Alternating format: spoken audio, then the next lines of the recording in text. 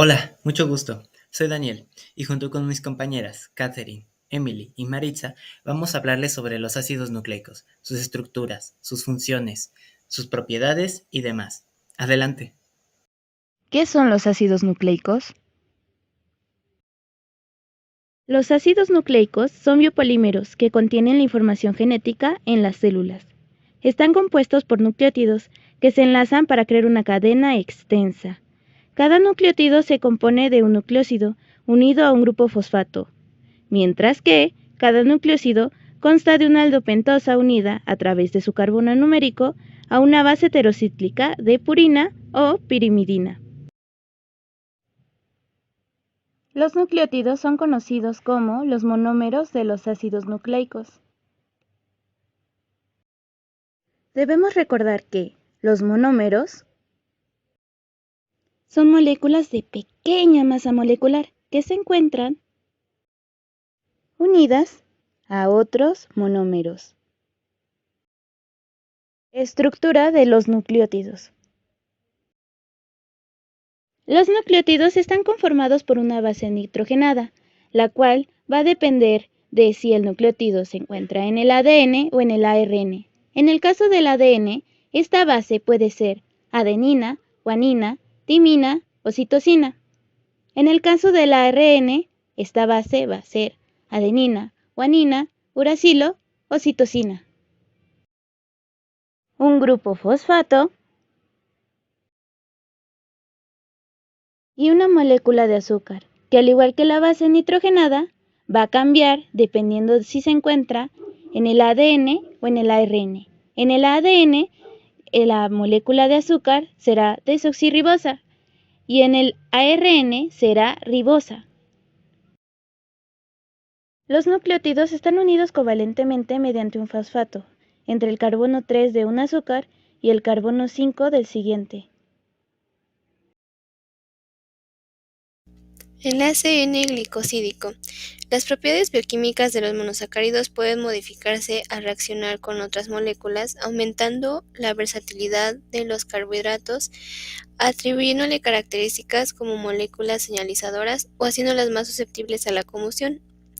Dentro de estos se encuentran tres reactantes más comunes que son los alcoholes, las aminas y los tioles, los cuales pueden reaccionar con el grupo hidroxilo hemiacetálico y hemicitálico del carbono anomérico de un monosacárido, produciéndose una pérdida de una molécula de agua, formando un enlace acetálico enlace.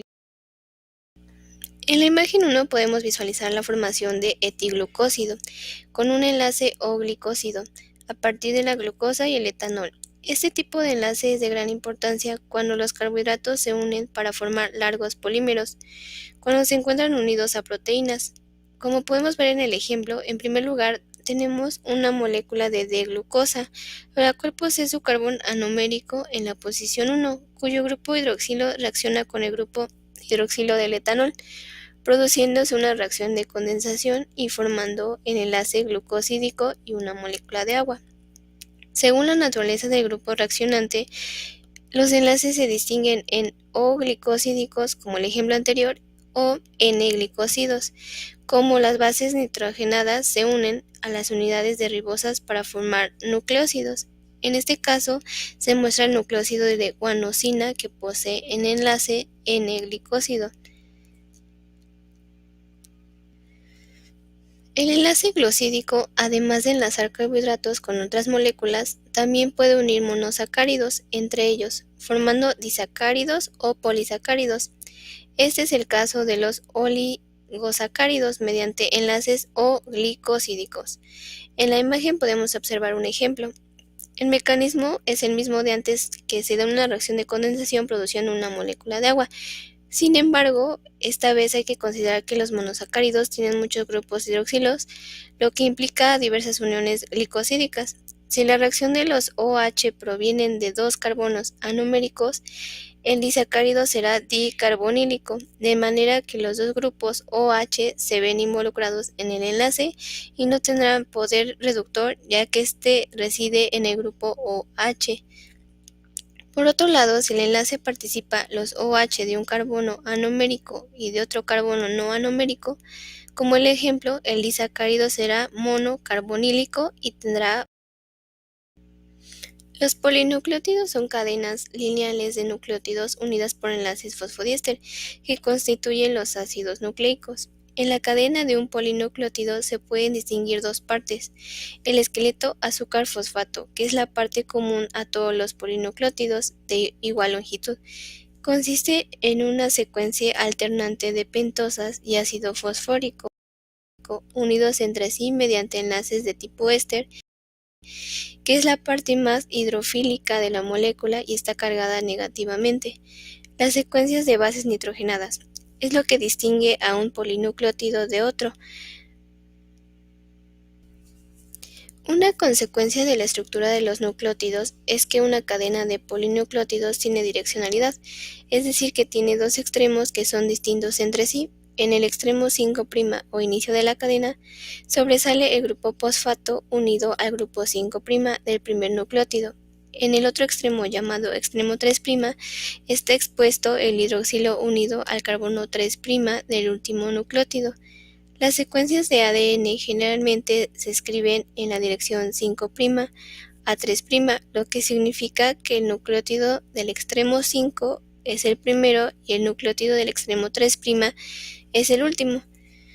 Conforme se agregan nuevos nucleótidos a una cadena de ADN o ARN, este crece en su extremo 3'.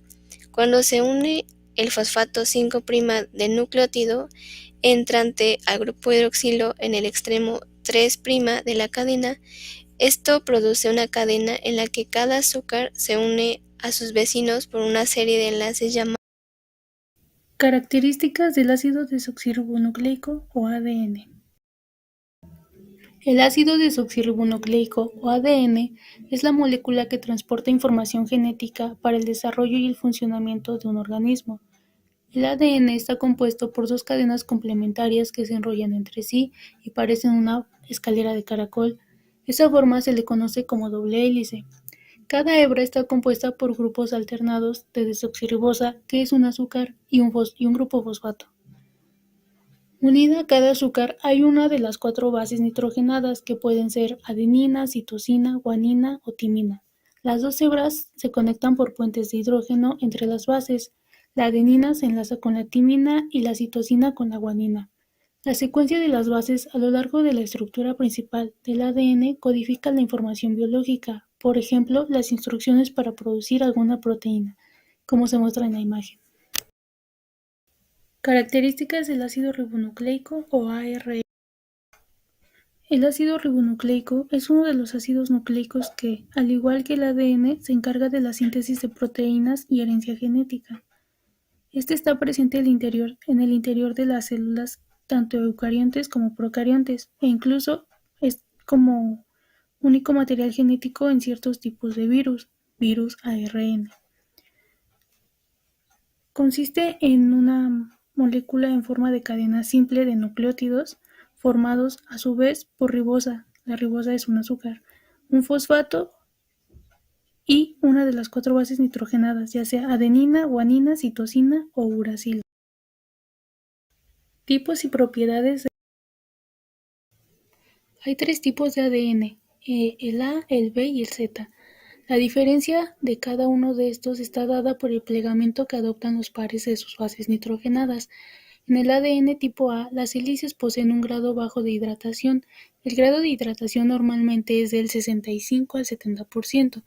Esto quiere decir que en las hendiduras solamente van a permitir hasta 5 moléculas de agua, y en cada vuelta hay 11 pares de bases nitrogenadas.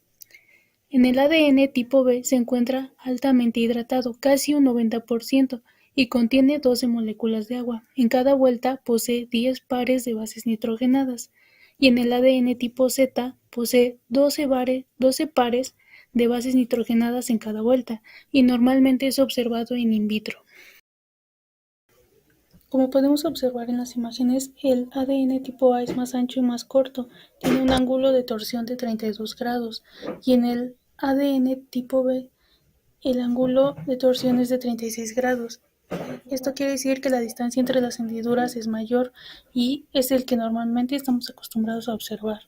Y bueno, el ADN tipo Z es más disparejo que los otros. El ADN tipo A y el ADN tipo B son dextrógiro. Esto quiere decir que giran hacia la derecha, como se muestra en la imagen A.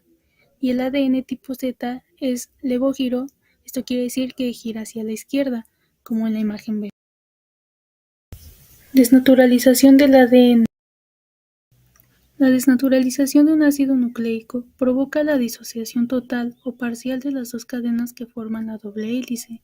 Esto se consigue por calor o por aumento del pH y cambia muchas de las propiedades físicas del ADN. Las altas temperaturas provocan una separación de la doble hélice del ADN. Esto ocurre porque los enlaces o los puentes de hidrógeno se rompen. Esto puede ocurrir durante la reacción en cadena de la polimerasa. Duplicación del ADN. Una vez expuesto qué es el ADN, podemos recapitular que la información genética de un ser humano se encuentra almacenada en el núcleo celular, donde podemos encontrar los 23 pares de cromosomas formados por cromatina, compuestos por centrosomas, los cuales son un conjunto de histonas y ADN, dentro del cual podemos encontrar aproximadamente 3.100 millones de pares de bases nitrogenadas.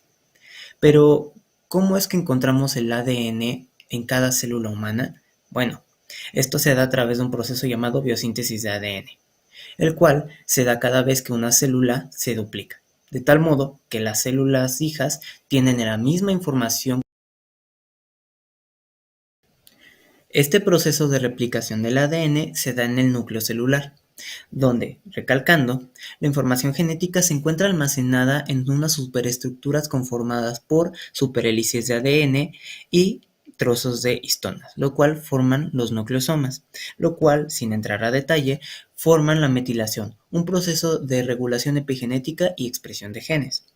Cabe destacar que estas propiedades se dan gracias a la peculiar forma de las doble hélice del ADN, ya que, de acuerdo al modelo de Watson y Crick, ambas hebras son complementarias, es decir, que ambas contienen la misma información genética. Cabe destacar que el ADN no se puede replicar por sí mismo, sino que son las enzimas las cuales realizan. De los modelos actuales podemos encontrar que la replicación semiconservativa es la más aceptada de todos, en la cual explica que la replicación del ADN ocurre en la interfase del ciclo celular, en la cual se duplica el material genético y los centrosomas. Previamente a la fase S, durante la fase G1 de la interfase celular, podemos encontrar que la unión de un complejo llamado complejo de reconocimiento del origen, o abreviado OCR, se une a una cadena de ADN, la cual induce a la formación de otro complejo llamado prereplicación, o abreviado pre-CR, el cual está conformado por helicasas y proteínas, el cual, una vez llegado la interfase S del ciclo celular, la síntesis del ADN se efectúa en una región de la molécula donde las hebras han comenzado a separarse.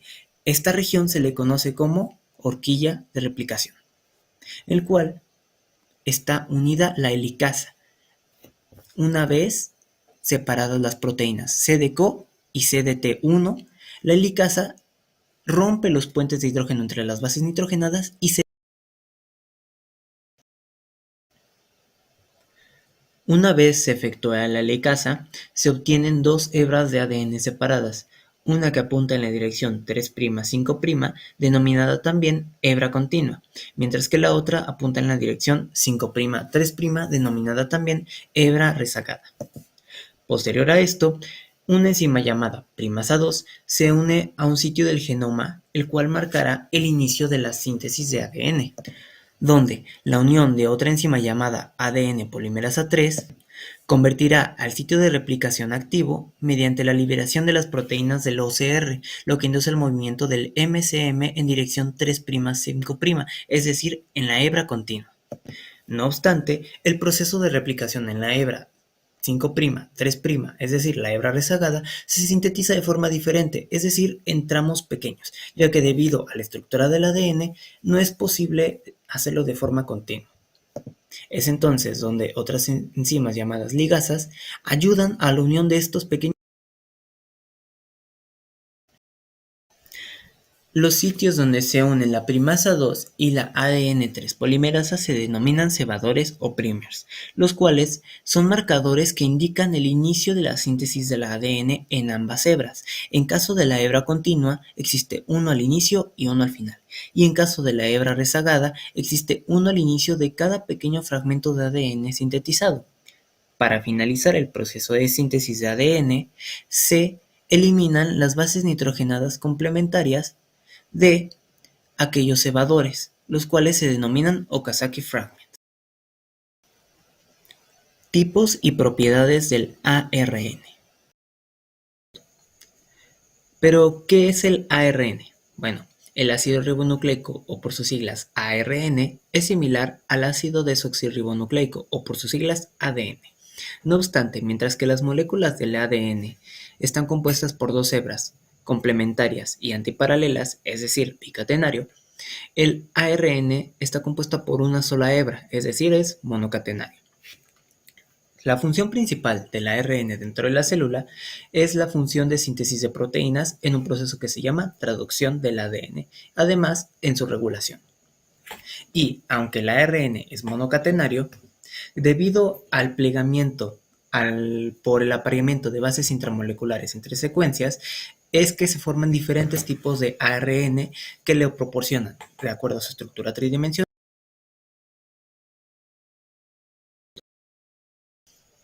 Dentro de los principales tipos de ARN que encontramos se encuentra el ARN mensajero o mARN, el cual, a pesar de ser el menos abundante dentro de la célula, es el único que se sintetiza dentro del núcleo celular. Esto debido a que participa en un proceso importante llamado transcripción del ADN, el cual forma parte de la expresión de los genes. Este consiste en la formación de una hebra complementaria de otra hebra molde. Comienza en su extremo 5' y conforme se van agregando nucleótidos a la hebra del ARN, esta unión se va dando a través de la enzima ARN polimerasa, el cual se une a un cebador o primer, el cual, una vez se restaran los puentes de hidrógeno de ambas hebras del ADN, esta se va formando hasta terminar el ARN mensajero. Otro tipo de ARN que podemos encontrar es el ARN de transferencia o ARNT, los cuales son una secuencia pequeña de aproximadamente 70 nucleótidos de largo, los cuales tienen la función de transferir aminoácidos al ribosoma para su posterior incorporación en un polipéptido, es decir, en la formación de proteínas. Esto en un proceso que se llama traducción del ADN. Estos, a pesar de estar formados por una sola hebra, tienen una forma peculiar que los dota de características únicas para llevar a cabo este proceso. Esta forma está dada debido a la presencia del apareamiento de bases nitrogenadas internas en algunas regiones y la ausencia en otras. Ahora, todos los tipos de ARN de transferencia tienen cuatro extremos. Uno, en su extremo 3', 5', se encuentra una secuencia de CAA, el cual lo dota de la capacidad de unir un aminoácido al ARN de transferencia. En el extremo opuesto podemos encontrar al anticodón, el cual es una secuencia de 3 bases nitrogenadas, también denominado triplete, el cual se encarga de reconocer y unirse a sus bases complementarias del ARN mensajero denominado codón, el cual se encargará de ir uniendo poco a poco estos anticodones para formar una cadena de aminoácidos en el sentido. Por último, encontramos al ARN ribosomal o ARNR, el cual es el tipo de ARN más abundante dentro de la célula. Conforma parte de los ribosomas en conjunto a las proteínas, las cuales son estructuras intracelulares encargadas de la formación de proteínas, donde se une el ARN mensajero en la subunidad pequeña y el ARN de transferencia en la subunidad larga, donde se llevará a cabo un proceso de reconocimiento y lectura de bases nitrogenadas complementarias, proceso que durará hasta la lectura completa del ARN mensajero, donde se finalizará con la formación